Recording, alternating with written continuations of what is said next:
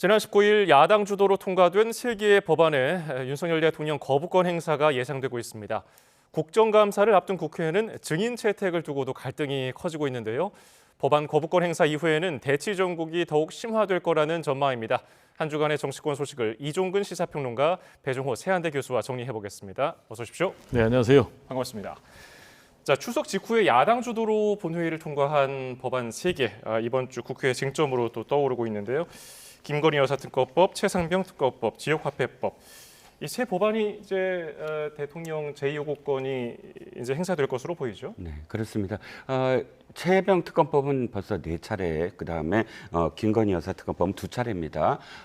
그런데 이게 거듭될수록 보다 이 민주당이 어떤 협상을 통해서 뭐 독소 조항을 없앤다든지 하는 보다 이 통과될 수 있는 어떤 명분을 축적하는 것이 아니라 도리어 더 어떤 의미에서는 더 독소 조항이 강화되는 그런 법안으로 다시 요구를 하는 그런 과정이기 때문에 아마 대통령실에서는 거부권을 행사할 것으로 보이고요.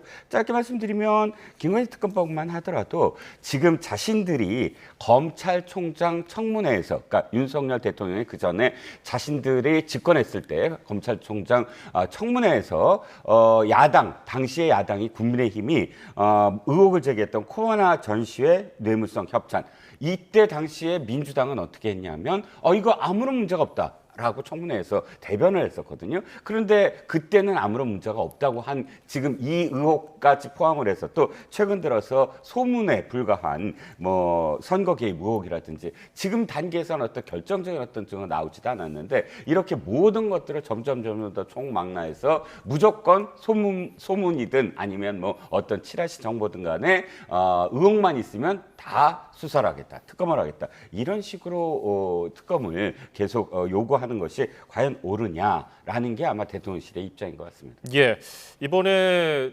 방금 얘기한 3개 법안까지 국회에 돌아와서 폐기가 된다면은 지난주까지 포함해서 모두 9개 법안이 폐기가 되는 건데, 이런 핑퐁 싸움이 어느 쪽에 더 불리하다고 보세요? 일단 가장 크게 불리한 측은 국민입니다. 아시겠지만 지금 굉장히 경제가 어렵지 않습니까? 특히 이제 자영업자들 같은 경우 굉장히 어려운데, 고금리, 뭐 고물가, 이런 상황에서 이제 국회가 계속 싸움박질하고 대통령이 야당과 싸움박질만 하니까, 그러면 누가 국민을 돌보느냐, 위기의 경제 상황을 누가 돌보느냐라는 이제 그런 문제가 제기가 되고 있고요. 그렇지만은 결국은 집권당의 책임으로 귀결된다고 봐야 되겠죠. 집권 세력의 책임으로 귀결된다고 봐야 되겠죠. 어려운 국민의 삶을 돌보라라는 측면에서 대통령 뽑아준 것 아니겠습니까? 그리고 또 집권당이 된 것 아니겠습니까? 그런데 정쟁이 계속되면서 집권 세력이 해야 될 일을 못한다면, 뭐 의료대란 문제도 지금 해결을 전혀 못하고 있지 않습니까? 결국 이제 그 비난의 책임은 대통령 그리고 정부 여당에게 쏠릴 수밖에 없고요. 특히 이제 특검법에 대해서는 굉장히 국민적인 여론이 압도적으로 우세합니다. 일단 김건희 여사 특검법 같은 경우는 찬성이 62%입니다. 반대는 이제 30%밖에 안 되고요. 또 최상병 특검법 같은 경우도 찬성이 61%, 그리고 반대가 25%입니다. MBC 여론조사 결과입니다. 예. 그러니까 압도적으로 높은 이 특검 법안을 대통령이 거부권 행사할 경우에 과연 국민들이 얼마나 동의하겠는가? 라는 이제 문제가 있고요. 그리고 두 번째로는 이미 윤석열 대통령은 지금까지 21번이나 거부권 행사를 했습니다. 이것은 지금 87년 이래 역대 정부 대통령이 행사했던 그런 이제 거부권 행사보다 훨씬 많고요. 지금 대한민국 헌정사에서 가장 많은 거부권을 행사한 사람이 이제 이승만 대통령인데 집권 12년 동안 45차례 했습니다.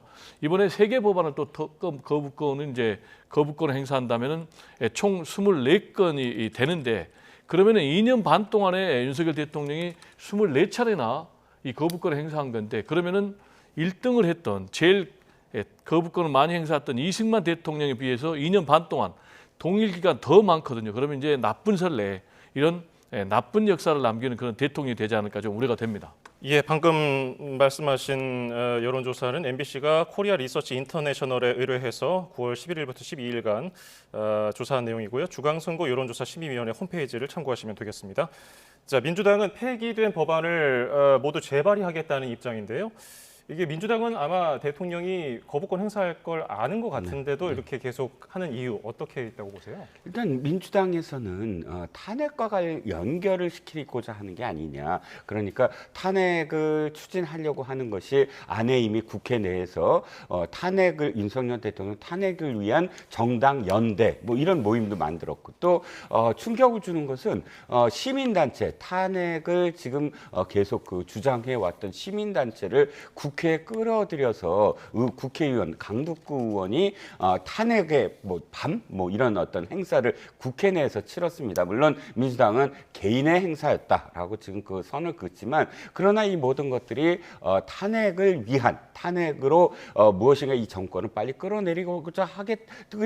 끌어내리겠다라는 의도가 다분히 보이는데 바로 이 거부권이 맞습니다. 바로 그런 겁니다. 21번이라고 하지만 이 21번이 아까도 말씀드렸지만 같은 법안을 계속 똑같이 내면서 똑같이라기보다 더 개혁을 하면서 독소조항을 더 포함을 시키면서 같은 법안을 중복돼서 이렇게 하다 보니까 이 법안들 중에 과연 민주당이 지금까지 주장해온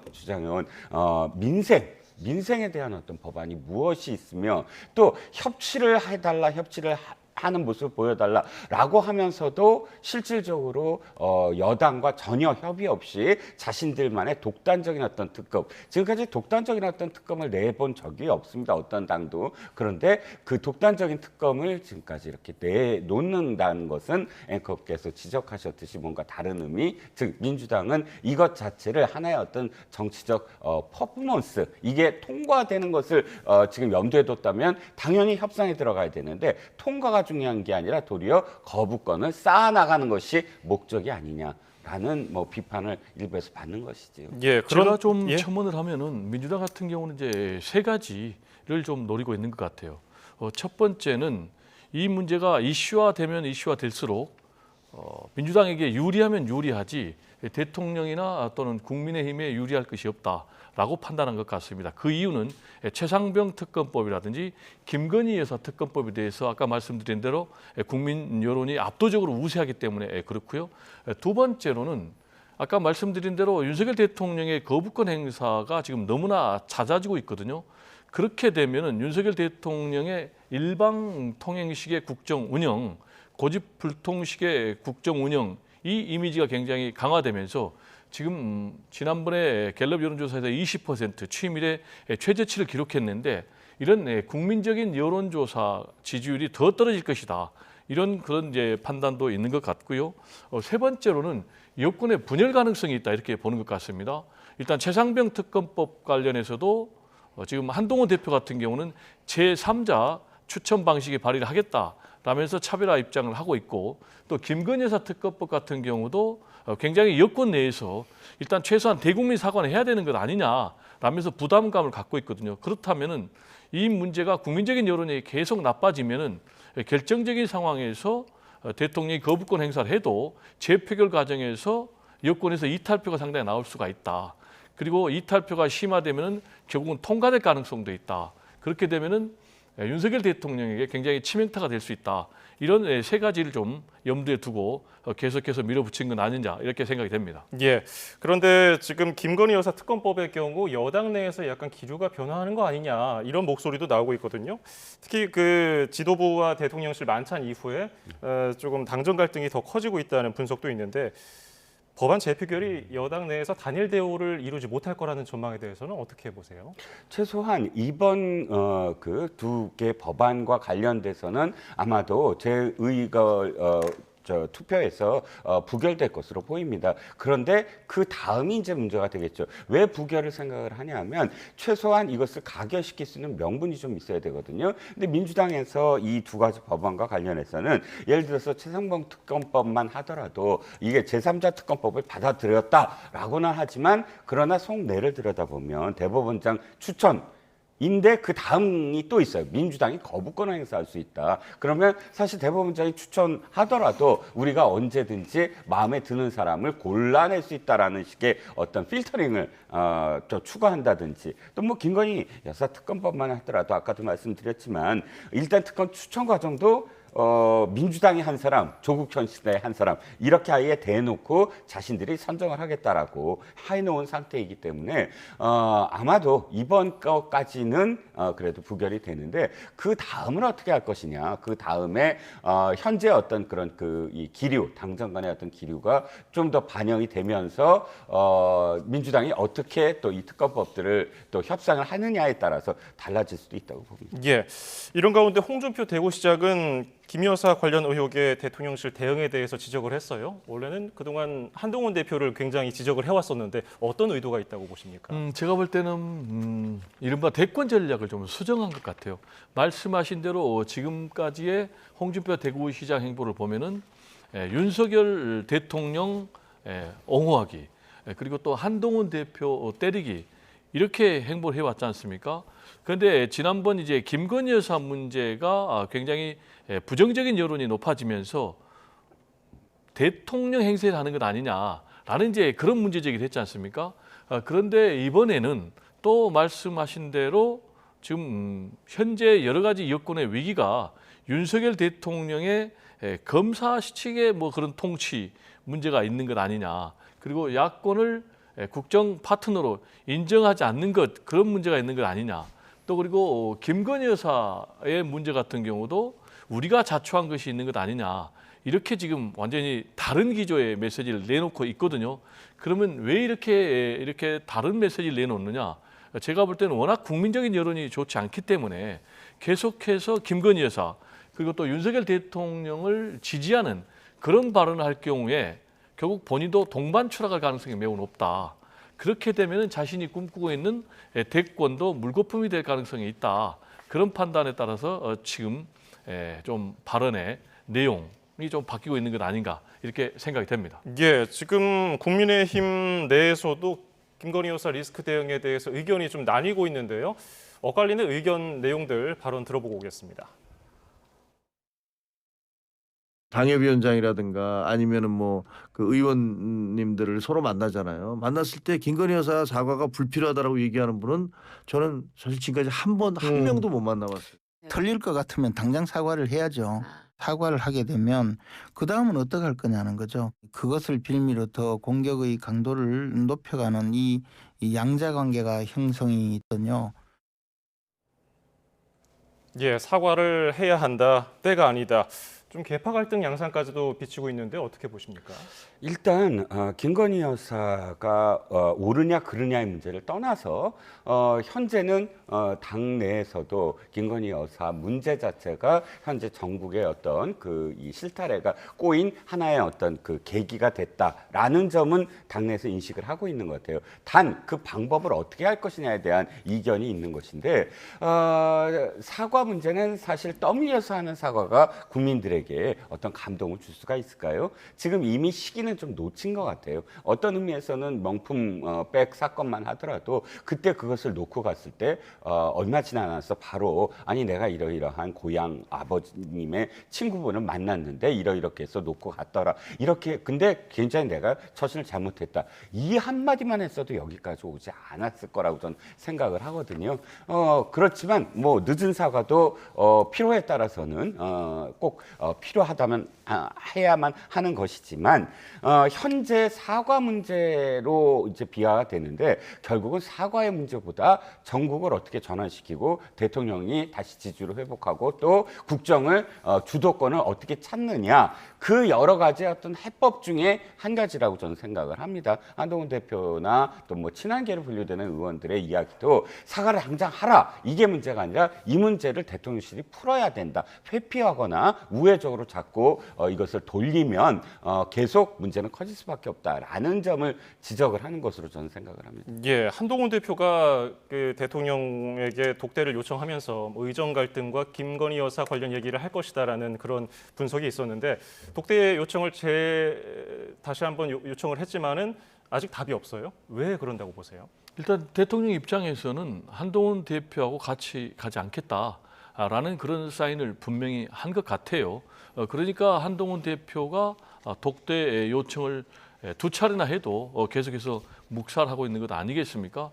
일단 대통령실에서는 한동훈 대표의 독대 요청이 일종의 언론 플레이를 통해서 이루어진다라는 것에 대해서 이제 굉장히 불쾌감이 높은 것 같고요. 두 번째로는 나름대로 지금 체코 원전 성과가 이 한동훈 대표하고 독대 회동 갈등으로 계속 비춰지면서 퇴색이 됐다. 이 부분에 대해서 이제 불만이 있는 것 같고요. 그리고 세 번째로는 한동훈 대표가 요구하는 그런 조건들은 두 가지거든요. 하나는 김건희 여사 사과해야 된다라는 것 하나, 그리고 2025년 의대 증원 문제 또 논의 테이블에 올려야 된다라는 건데 이 두 가지 다 대통령은 지금 할 수 없다라는 것이거든요. 그런데도 불구하고 독대를 할 경우에는 결국은 한동훈 대표만 차별화시켜서 올라가고 자신의 위상은 떨어질 것이다. 그렇기 때문에 이제 제가 볼 때는 윤석열 대통령은 독대를 받아들이지 않을 것 같고요. 그러면 이제 문제는 계속해서 윤석열 대통령이 독대를 거부할 경우는 어떻게 되게 되냐? 결국 이제 한동훈 대표 입장에서 이제 차별화의 길로 갈 수밖에 없는 거죠. 그래서 앞으로 한동훈 대표가 차별화의 깃발을 더 높이 흔들 것 같고요. 그러면 윤석열 대통령은 어떻게 하겠느냐? 더더욱 한동훈 대표하고 같이 갈 수 없다. 그래서 이제 문제는 10월 16일 날 재보선 결과인데요. 만약에 재보선 결과에서 여권이 패배한다. 그러면은 친윤계를 내세워서 이른바 한동훈 축출설 시나리오가 돌고 있는데 그걸 실제 진행할 가능성이 굉장히 높고요. 그렇다면 이제 한동훈 대표 입장에서는 더더욱 대통령하고 각을 세우기 때문에 그러면 이제 그 사이에 두 사람이 그렇지 않아도 사실상 지지율이 하락하면서 최저치를 기록하고 있는데 서로 동반 추락하지 않을까라는 그런 우려감이 여권에서 나오고 있는 그런 상황입니다. 예, 당내에서는 한동훈 대표를 비판하는 목소리도 있어요. 나경원 의원의 경우는 그 독대 얘기만 하느냐, 이거 당과 대통령에게 모두 좋지 않다고 얘기했는데 이런 평가는 어떻게 보셨습니까? 일단 나경원 의원도 아까 뭐 홍준표 시장처럼 이제 대권과 관련된 어떤 꿈을 갖고 있는 정치인 중에 한 사람이고 그러다 보면 언제나 지금 당내 어떤 정치 상황에 대해서 자기 의견을 언제 밝힐 것인가를 늘 고민을 하지 않겠습니까? 지금 나경원 의원이 나선 이유가 당이 지금 혼돈스럽다. 당이 혼돈스러우면 당의 어떤 지도력이 회복이 돼야 되는데 여기에서 나경원 의원이 하나의 어떤 역할 내지는 하나의 또 메신저 역할을 하겠다라고 지금 선언을 한 것 같고 사실 말인즉슨 틀린 말은 아닙니다. 대통령과 여당 대표가 전화하거나 만나는 게 사실 이렇게까지 무슨 큰 이슈가 될 일은 아니거든요. 옛날에 아시다시피 뭐 박정희 대통령 시절이나 혹은 그 이후에 전두환 대통령 시절, 87년 이후에 노태우 대통령 시절만 하더라도 대통령이 여당 뭐 대표를 만나는 건 너무너무 주례 회동처럼 일주일에 한 번씩 만나고 또 뭐 전화도 수시라고 했는데 예. 이렇게 지금 불통의 어떤 이미지가 계속되는 건 끊어야 된다. 그 누군가는 끊어야 되고 독대 얘기가 아니라 다른 어떤 이슈 전국 전환을 해야 된다라는 그런 이야기는 뭐 중진 의원으로서는 당연히 해야 될 말이 아닌가 싶습니다. 예, 이런 상황에서 추석 직전에 저점을 찍었던 대통령 국정 지지율이 반등하는 모습인데요. 지난 금요일에 발표된 한국갤럽 여론조사에서는 취임 후 최저치를 일단 벗어났습니다.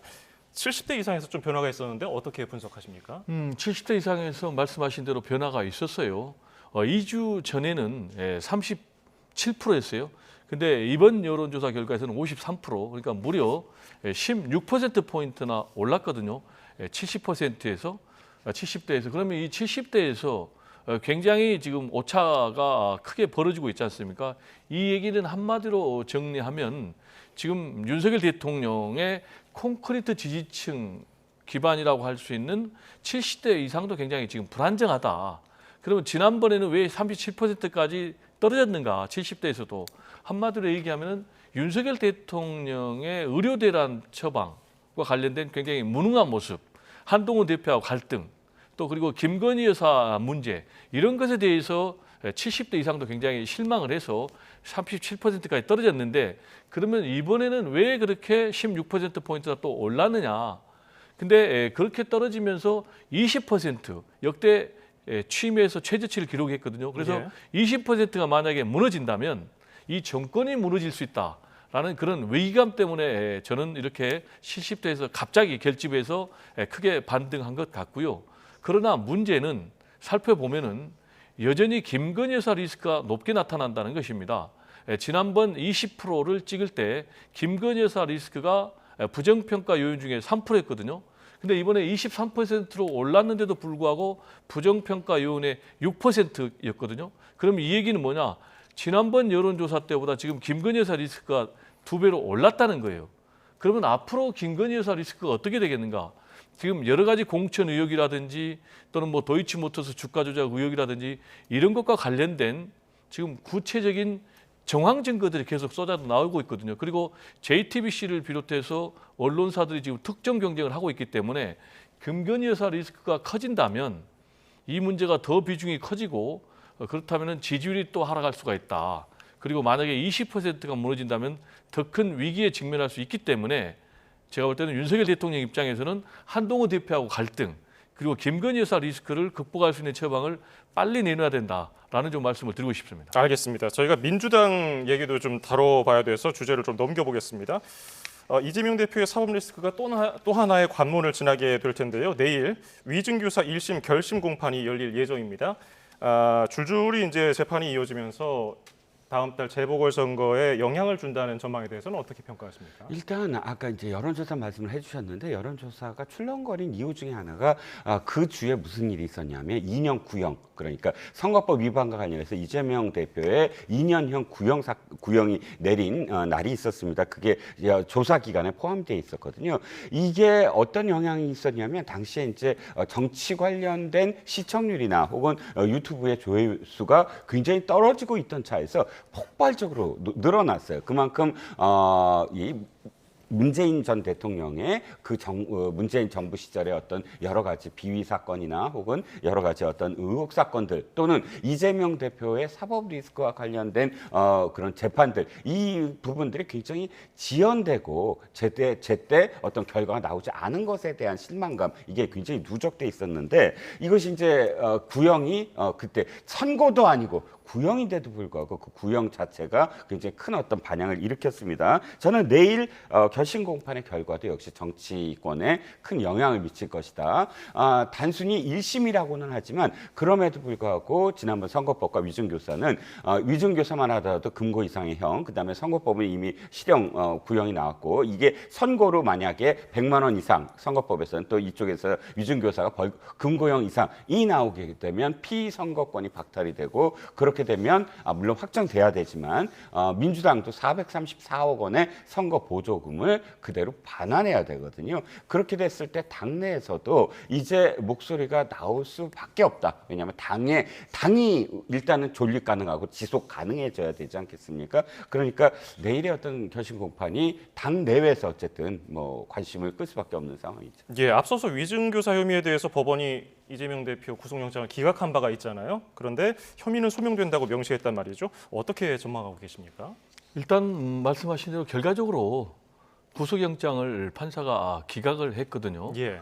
그래서 이제 최종적으로는 역시 이제 1심 선고가 어떻게 나오느냐인데 지금 이제 우리 평론가님께서는 내일 구형이 이루어지면은 상당 부분 재보선 결과에도 영향을 미칠 것으로 지금 전망을 하셨는데 저는 전혀 영향을 미치지 않을 것이다 이렇게 생각을 합니다. 그 이유는 지금 한마디로 검찰의 구형량을 보면은요 양형 기준으로 지금 최고형을 계속해서 구형을 하고 있거든요. 지난번에 공직선거법 관련해서 징역 2년을 구형을 했는데 이게 최고형입니다. 양형 기준으로. 즉 이 얘기는 최고형을 구형을 해서 이재명 대표의 이미지를 굉장히 나쁘게 만들겠다. 라는 이제 그런 셈법이 담겨 있는데 이것도 굉장히 이례적이다라는 그런 평가를 받고 있거든요. 그리고 내일 이제 결심 공판에서 검찰의 구형이 어느 정도 될 것이냐라는 것과 관련해서 역시 같은 맥락에서 지금 3년이 양형 기준으로 최고인데 아마 징역 3년을 구형할 것으로 보여져요. 일단 만약에 공직선거법 같은 경우는 100만 원만 넘게 선고가 내려져도 지금 피선거권이 5년간 박탈이 되니까 대권에 도전할 수 없게 되고요. 그리고 위증교사 혐의 같은 경우도요. 금고 이상의 형이 나오면은 피선거권이 박탈이 되니까 대권에 도전할 수 없습니다. 그래서 제가 볼 때는 이런 최고형을 계속해서 때리는 것은 한마디로 저는 뭐 검찰 탄압에 가까운 그런 구형이다 이렇게 보는데 지금 뭐 윤석열 정부 들어서 계속해서 이런 식의 행보를 해왔는데 지금 윤석열 대통령의 지지율은 결과적으로 최저치를 기록을 했거든요. 그리고 이재명 대표의 지지율은 뭐 40% 넘는 안정적인 그런 지지율을 기록을 하고 있거든요. 그래서 제가 볼 때는 오히려 지금 민주당 지지층은 똘똘 뭉치고 중도층에서 오히려 너무 더 심하다 이런 판단할 가능성도 있기 때문에 전혀 검찰의 구형이 제가 볼 때는 재보선 결과에 영향을 못 미칠 것이다 이렇게 전망을 합니다. 예, 지금 1분이 남았기 때문에 짧게 두 분 의견 듣겠습니다. 이제 국정감사가 시작이 됩니다. 곧 법사위에서는 김건희 여사를 증인으로 채택했는데 실제로 국감 증인으로 나설 가능성 어떻게 보세요? 나서지 않을 것으로 보입니다. 저는 똑같이 문다희 씨도 지금 문재인 대통령에 따른 문다희 씨도 증인으로 내세웠는데 대통령 현직 전직 대통령의 가족들이 물론 의혹이 있지만 그 의혹과 관련돼서 수사가 지금 진행 중에 있지 않겠습니까? 진행 중에 있는 어떤 수사와 관련돼서 국회가 나서서 모욕을 준다든지 혹은 수사에 또는 재판에 영향을 줄 수 있는 위험이 있는 전 현직 대통령의 가족들과 관련돼서는 뭐 증인으로 채택하는 것을 좀 삼가해야 된다라는 개인적인 생각입니다. 여당도 이재명 대표 사법 리스트 관련된 인물 그리고 말씀 나온 문다혜 씨도 증인으로 검토하고 있는데 어떻게 보십니까? 일단은 뭐 그게 지금 채택이 되느냐가 굉장히 중요한데 예. 저는 역시 이제 이번 국감 같은 경우는 김여사 국감이다 이런 평가를 받고 있거든요. 그래서 공천 개혁과 관련해서 김영선 전 의원 그리고 또 명태균 씨가 나온다면 어떤 진술이 나오느냐에 따라서 굉장히 파장이 좀 예상이 되고요. 그리고 또 주가 조작 관련해서는 이 권오수 도이치모터스 회장이 나오거든요. 그리고 또 임성근 전 해병대 1사단장 최상병 특검법 관련해서 그래서 이분들이 나와서 어떤 발언을 하냐에 따라서 파장이 상당히 좀 커질 수도 있다라는 예상이 듭니다. 알겠습니다. 두 분 평론 잘 들었고요. 이종근 시사평론가 배종호 세한대 교수였습니다. 고맙습니다. 감사합니다.